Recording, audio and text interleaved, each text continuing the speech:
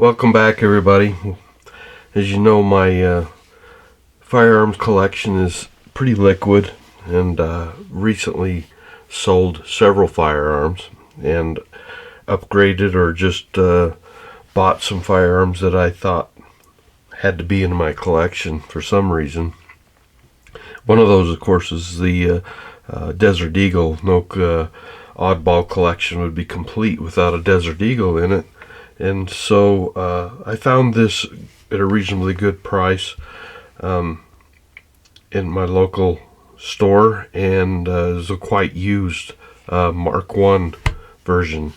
The Mark 1s are the earliest version, of course, with a few small differences from the current and more modern firearms, but this one is not in 50 A&E, it's in 44 Magnum, which to me is more reasonable cartridge for shooting. A little less recoil and muzzle blast, still a substantial cartridge, but the magazine on it does carry a build date of 2 of 86, and I'm not certain how accurate those are. I've heard that that's just a running number for modifications. So I don't know if that's actual build date on the firearm. However, it is a fairly early firearm from that era.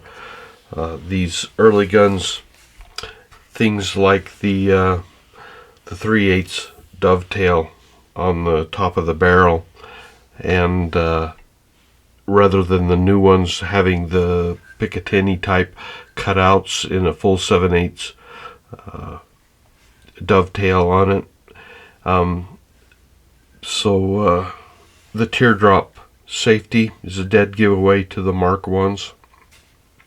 The very next round of these firearms actually had a hook type safety on them. The slide release here, or slide catch, is somewhat different, and of course the aforementioned barrel is quite a bit different.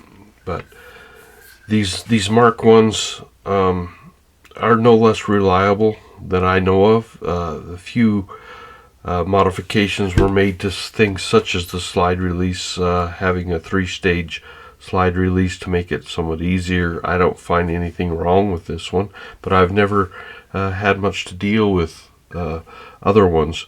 So take everything I say as with a grain of salt. Again, I'm no expert on these, but some of the things that I found you have to look for if you're going to buy a used Desert Eagle. Like I said, I got it at a very good price, so I wasn't worried about having to do a little work on it, which I did have to do. You can see this one, Israel Military Industries, which of course was the original manufacturer, with Magnum Research being the designer and basically an importer of them, with the Israel Military Industries helping them out in the design, the final design of the gun. Now, of course, they're made completely in the United States now and owned by Car Firearms, I believe.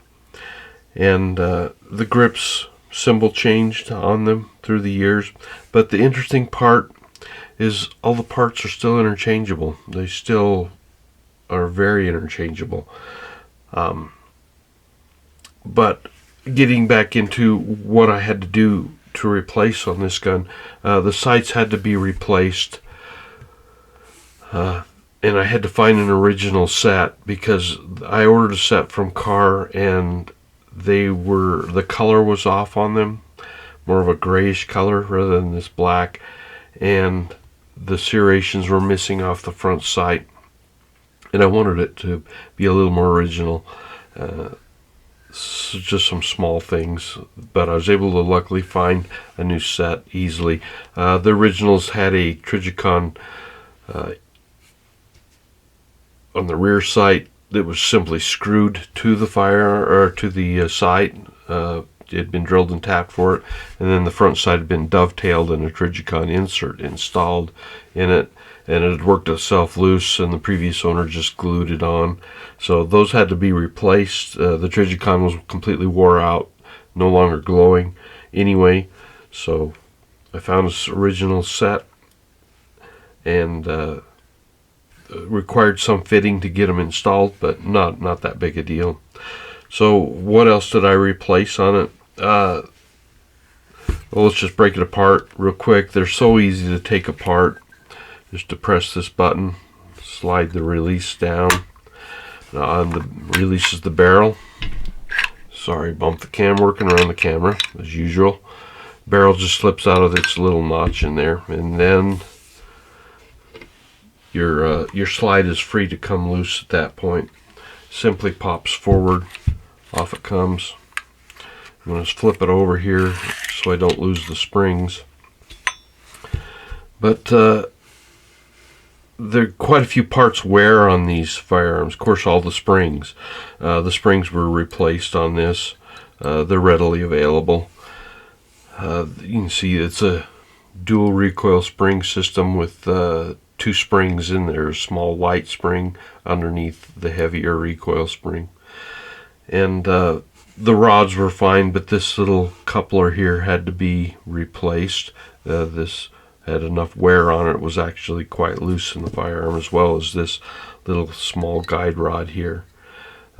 Tremendous amount of wear had occurred on those portions of it. Also on the slide, the firing pin and this firing pin retainer here block had to be replaced.